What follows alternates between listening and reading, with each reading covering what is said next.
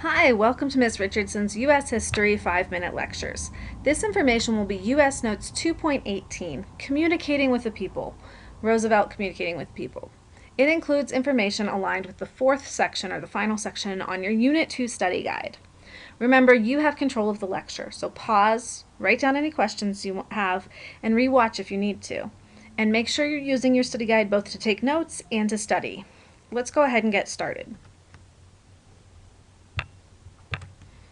In the last two sets of notes, I told you all about the plans FDR developed for getting the U.S. out of the Great Depression.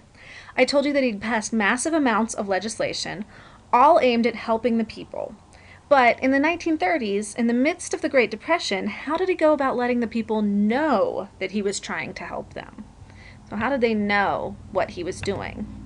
Well, FDR realized that he could actually use the same ideas that advertisers had used throughout the 20s. So those techniques they had practiced and perfected.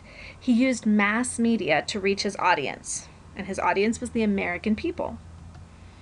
So starting the first week of his presidency, Franklin Roosevelt held a weekly radio address to the American people. So every week he would actually talk to the people.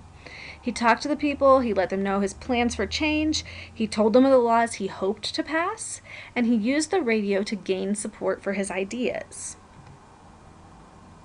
These weekly radio addresses became known as fireside chats. Americans would sit together with their families beside the fire and listen to Roosevelt as he addressed his fellow Americans. And he used that term a lot. My fellow Americans. Made him one of them. He talked to the people like he was one of them. They became comfortable with him and his ideas. They liked Roosevelt. He took the idea of advertising and used it on his legislation. Roosevelt would tell the American people that he had an idea to help ease the strain of the Great Depression, but he needed their help. He needed them to write their congressmen to let those congresspeople know that they supported the act. And people who would listen to why we should have this act would write to their congressmen supporting Roosevelt. So then his acts would get passed. These fireside chats, this new way of communicating with America, made FDR very popular with the people. They felt like they knew him, like he understood their struggles, and even if his laws did not directly help them, they supported his action. They liked that change. America had moved from an unpopular, inactive president, Hoover, to a very popular, active president, Roosevelt. Things were slowly improving, and morale rapidly improved.